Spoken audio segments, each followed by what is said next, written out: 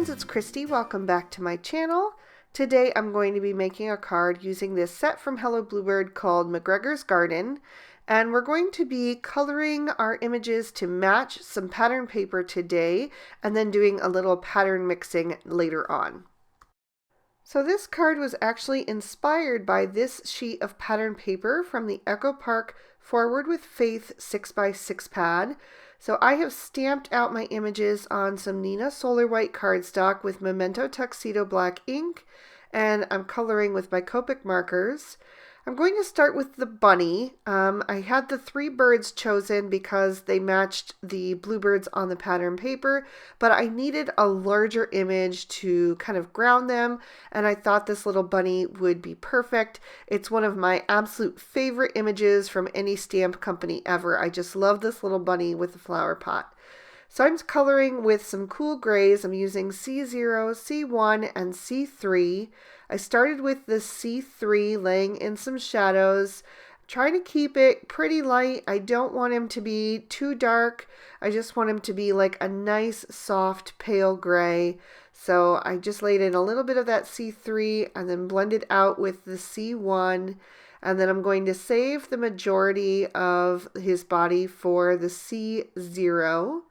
And I'm even going to let that fade off into the white areas. I will actually grab my colorless blender and just go over that transition from the C0 to the just white cardstock to just help that blend seamlessly. Now the birds have some black detail on them, so I wanted to incorporate that into the bunny as well. So I'm keeping the C3, which was my darkest for his body. That's going to become my lightest shade for the details, and then I'm adding in the C5 and C7. And I'm just going to work a little bit at a time because when I add these details, I usually don't have a specific plan in mind. I kind of just go where the colors take me. So I'll do one ear and then decide if I want to do both. I'll go from there and see if I want to have, one ring around the eyes or 2. If I want to have 1 paw colored or 2. If I want to do feet or some color down the back. I kind of just keep it slow and see where things go. So it's no real plan. It's more just playtime, which is really fun for me. So on this particular bunny, I did both of his ears. I also did a ring around his left eye. I decided to add a little bit of color to one of the paws, and I did it on the right paw to balance out the spot on the left eye. And then I also did a little bit of color down his back just to darken that up. Maybe he had some spots or stripes down his back, and it kind of is just wrapping around toward the front.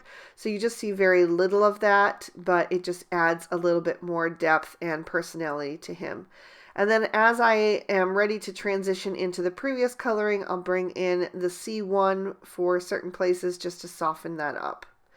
And I even brought in the C0 just to color in the inside of the ears. I'm going to add some pink to that later on, but I wanted that gray undertone to be there. So I'm moving on to my bluebirds, and I'm trying to match them pretty close to the shade on the pattern paper.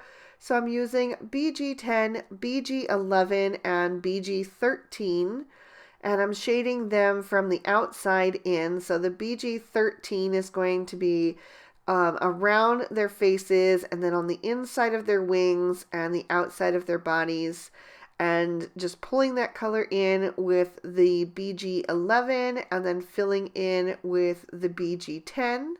So I'm going to do all 3 exactly the same.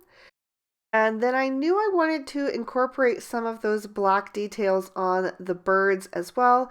I wasn't sure if I wanted to do the tails or the wings since the pattern paper has both.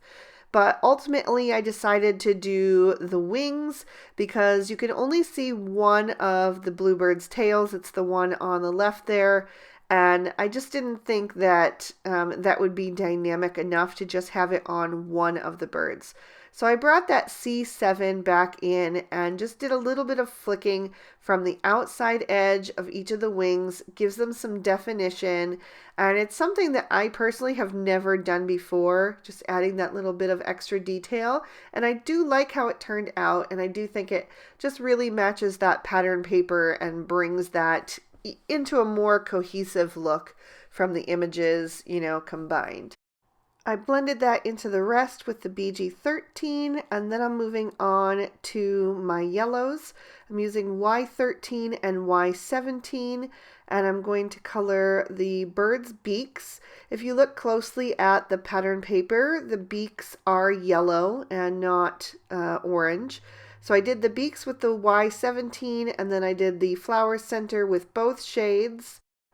For the petals, I'm using RV23, RV25, and RV29.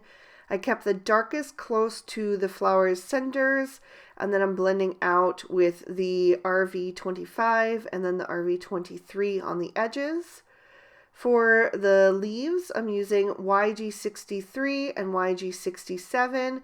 They're so small that I decided to just use 2 shades for that. And then for the flower pot, I'm going to use R20, R21, and R22. So this is kind of reminiscent of terracotta, but it's just more in keeping with the colors that are there in the pattern paper already. So I'm using that R22 on the right edge, just pulling some shading across. I blended with the R21 and finished with the R20, and then I went back and added quite a bit more of that R22 because it was just getting lost there, and I really wanted to deepen that up. And then I used the R20 to color in the bunny's nose, also the inside of his ears. I gave him some rosy cheeks just to make him look extra cheerful and happy. And then I decided to give the birds some rosy cheeks as well. So I just went in a little bit with that on right under their eyes, which is where I'd like to put it. And then I went over the bunny's cheek with the C0 just to knock that back a bit and help it blend in with the rest of his face. Then I decided to take a Sakura black jelly roll pen and just go over the eyes and darken those up, especially for the bunny since that ring around his eye was quite dark. I didn't want them to get lost. And I did the birds as well, just turning my paper so I don't smear that since I am left-handed. And then I'm going to trim these out with the matching dies. For my focal panel, I'm taking the MFT Stitch Scallop Square frames, and I'm going to remove the frame part for now, just use the inside piece. I'm going to take the new Lawn Fawn Cloud Stencil. I just wanted to try this out since I just got it, and I'm blending on some tumbled glass distress ink so that I get a nice cloudy background scene. And as I work, I'm going to continue to turn that stencil so I can get a different look with the clouds so that it's not all the same and just looks a little bit more natural. So I will do 3 rows of the clouds and just continue blending that ink on there, holding that stencil nice and firm so that I get a clean edge with that ink blending. And then once I have that done, I'm going to add a little bit of that tumbled glass to the bottom edge just so it's not so stark white there at the bottom.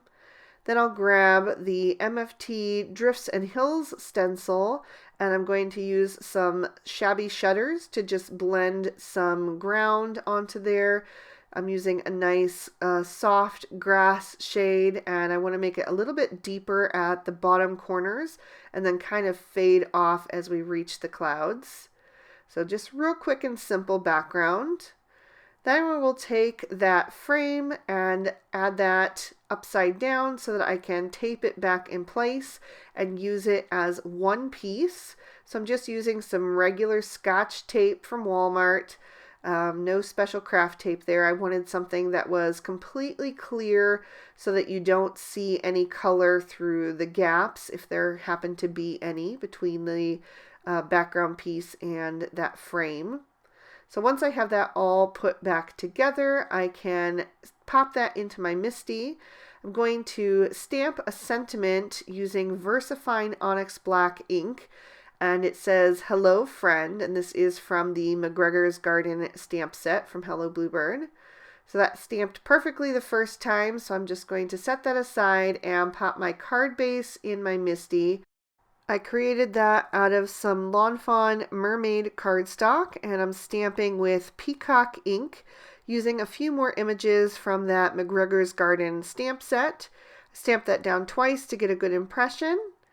And then I'm going to go back to my focal panel and go ahead and assemble that. I'll add my bunny first, since that's the largest image here.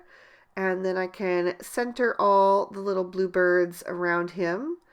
So once I have him situated, I can begin to just add those into the scene based on kind of the way that they're facing and flying, giving them a little twist and turn here to just make them look nice and cute and like they're fluttering and hovering around the little bunny. So I'll put one over on the left side as well. And it's as if they're the ones who are saying hello friend to the little bunny there. I adjusted two of the birds so that they're overlapping the frame to just incorporate that a little more into the scene. And then I set an acrylic block over top to help them dry flat.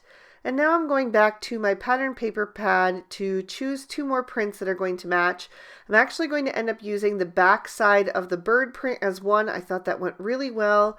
And then I also chose this black and white gingham because it's really going to pull together the black detail on the bird, which I highlighted in my coloring.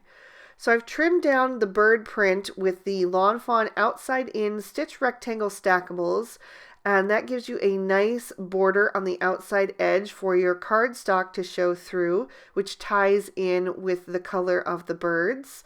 It also gives you that nice stitching detail on the outside edge.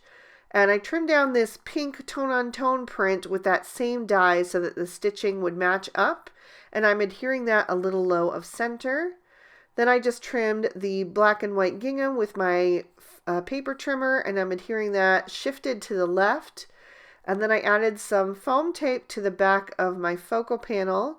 So I'll peel off those release papers, and I'm going to line that up pretty much in the center of the card, a little high of center, and that is so that I can take advantage of that pink stripe across the bottom. I don't want to cover that up with the bottom right corner of my focal panel. I really want to use that to pull everything together with the rest of the patterns and with the coloring. So that is going to complete my card for today. There's another peek at the inside. Again, I decided not to add any embellishment to the card. I liked it as is, so I just left it plain. So I hope that helped you guys out a little bit with coloring your images to match your pattern paper, and then selecting different prints that work together to just pull that coloring together as one cohesive card. If you did enjoy it, please hit that thumbs up button and subscribe if you haven't. You can also ring that notification bell to make sure that my videos always end up in your feed. And if you'd like to keep watching, here are 2 extra videos I thought you might also enjoy. I hope you all have an amazing day. Bye-bye.